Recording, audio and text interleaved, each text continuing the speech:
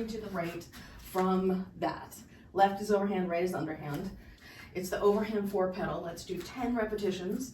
So it'll go front, top, back, bottom, front, top, back, bottom, 3, top, back, bottom, 4, top, back, bottom, 5, and 6, and 7, 8, and 9, and 10.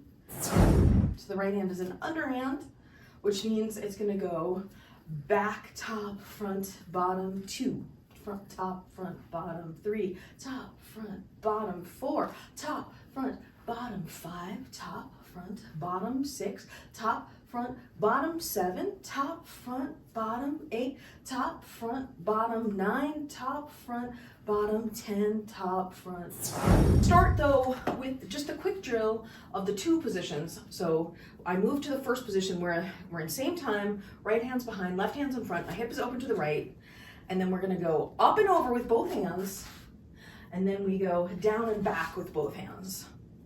Or down and across, I should say, because one goes front. Up and over, down and across. Up and over, down and across.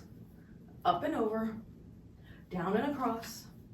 Up and over, down and across. Up and over, down and across.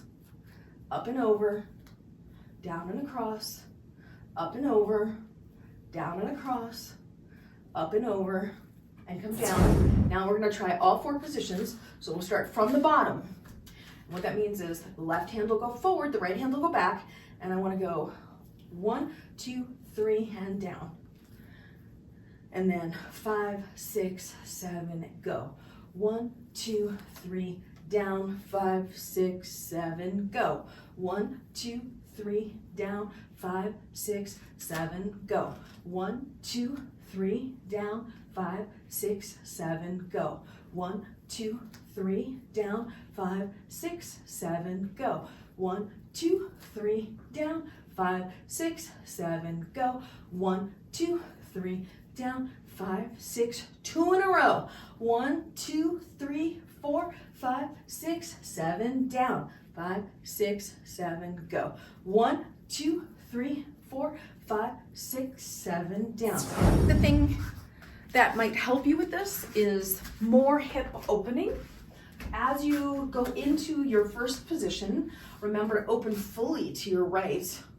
And what you're doing is remember you're using that momentum of the hip to propel your arms so that you can then propel them the other way and propel them the other way and propel them back and forth. Like for me, the hip, the core movement actually helps move the poi across, and it reduces some of the effort that you have to put in with the arm. And I think the difference between a subtle, like this, my hip is open when I do this, but it's not the same as being open fully.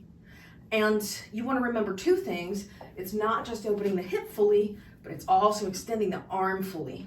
So you don't want to lock the elbow, but you do want the arm fully extended. And remember, it's extended front to back, not side to side, front to back.